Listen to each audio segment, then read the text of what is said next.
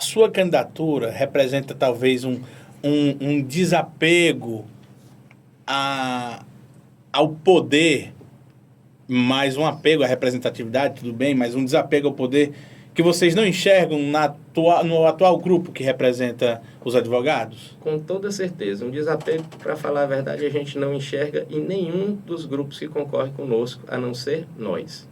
Nós deixamos já bem claro aqui que a nossa posição não é por poder, não é por cargos. Ninguém está preocupado com cargo nem com poder. Nós estamos preocupados com ideias, nós estamos preocupados com a renovação, com a oxigenação da ordem, com a ordem dos advogados do Brasil que esteja próximo do advogado, que lute pelo advogado em início de carreira.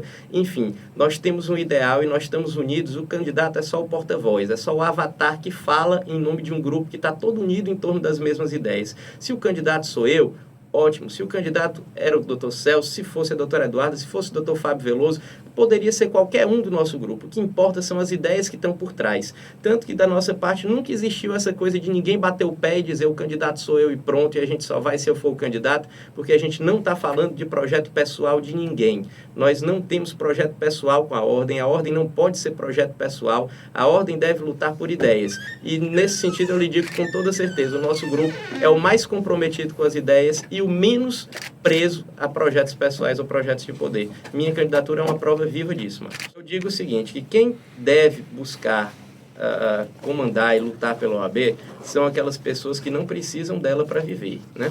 Eu, sinceramente, eu digo com muita tranquilidade que eu não preciso da Ordem dos Advogados do Brasil para o exercício da minha advocacia, eu não preciso da Ordem dos Advogados do Brasil para ter notoriedade, eu não preciso da Ordem dos Advogados do Brasil para qualquer tipo de busca de filé ou de orçamento. Isso é uma pergunta até que me deixa até um pouco constrangido, porque qualquer pessoa que olhe para a Ordem dos Advogados do Brasil pensando em geri-la por causa ou por tentativa de se beneficiar do orçamento, é alguém que não tem condição e envergadura moral sequer para exercer a advocacia, que dirá para presidir a ordem, né?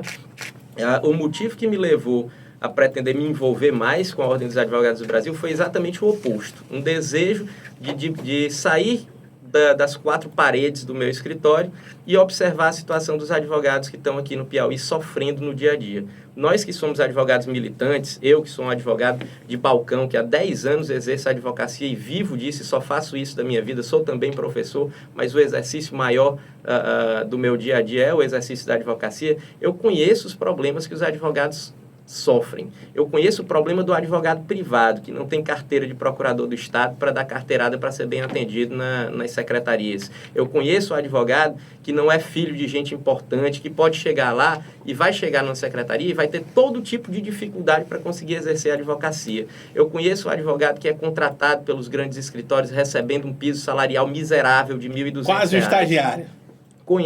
Eu conheço a dificuldade do advogado em início de carreira, eu conheço a dificuldade do advogado que já deveria ter se consolidado no mercado e não conseguiu se consolidar por falta de infraestrutura, por falta de suporte.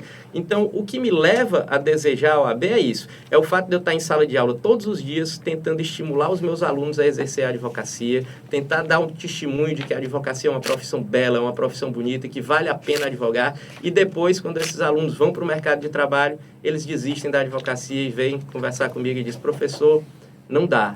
Não tem condição de exercer a advocacia. Vou fazer concurso, não tem condição de exercer a advocacia privada no Piauí. E aí eu concluo respondendo a terceira pergunta do amigo, que foi sobre as condições do judiciário, né? Sem dúvida, nós temos agora uma situação que, pelos números do CNJ, há 7 anos seguidos, a Justiça do Piauí é a pior do Brasil. Nós temos a pior prestação jurisdicional do Brasil. Isso significa dizer que há 7 anos seguidos o Piauí é o pior lugar do Brasil para se exercer a advocacia.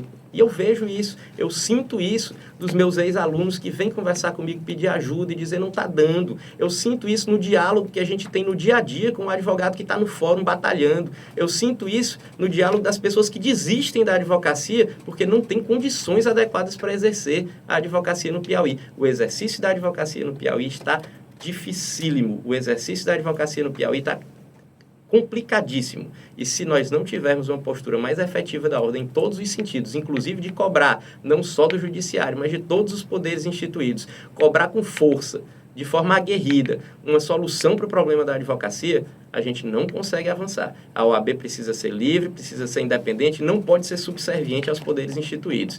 Eu não posso acreditar, por exemplo, num presidente da OAB do Piauí, e isso com todo respeito a todos os presidentes, a todos os candidatos e etc, etc. Mas eu acho que a OAB tem que ser independente. Eu não posso crer que um presidente da OAB do Piauí não tenha condição, por exemplo, de ajuizar uma ação em nome da OAB contra o Estado para cobrar alguma coisa. Se tiver que ajuizar a ação contra o Estado, o presidente não pode assinar porque tem qualquer tipo de impedimento. E isso não é razoável. A OAB deve ser presidida por advogados independentes, que não tenham o rabo preso com ninguém e que sejam capazes de lutar por todos os advogados e advogadas do Piauí, sem se preocupar com qualquer tipo de vinculação a poderes instituídos. Isso é um dos motivos pelos quais nós lutamos por uma Ordem dos Advogados do Brasil livre, uma nova OAB.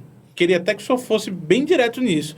O senhor insinuou que a atual gestão ela não consegue ajuizar processos contra o Estado ou contra o Judiciário? Não, eu digo que nós temos, historicamente, uma tradição de termos presidentes da OAB e candidatos a presidentes da OAB que são impedidos de advogar contra o Estado, que são procuradores do Estado, né? Por exemplo, o Dr. Chico Lucas, agora, que é um dos pré-candidatos, é procurador do Estado. Dr. William Guimarães, atualmente, é procurador do Estado. E a Ordem dos Advogados do Piauí não pode se transformar em filial da Procuradoria do Estado, com todo o respeito que eu tenho aos procuradores do Estado, que exercem um mistério importantíssimo. Mas está na hora, já chega, está na hora da OAB ser independente, dela lutar pelo advogado militante, o advogado privado, que está lá no balcão e que conhece, que sabe quais são as dores do advogado no dia a dia. Está aí a filha do Carlos, que participou aqui com a gente nessa ligação, e ele está atestando uma situação que não acontece só com a filha dele. A quantidade é enorme de pessoas, de jovens advogados que abandonam a advocacia por falta de estrutura, por falta de apoio. E a Ordem dos Advogados do Brasil não pode ser silente com relação a isso. A Ordem dos Advogados do Brasil precisa fomentar a advocacia e criar um cenário adequado para que todo mundo possa viver da sua advocacia, digna e honestamente.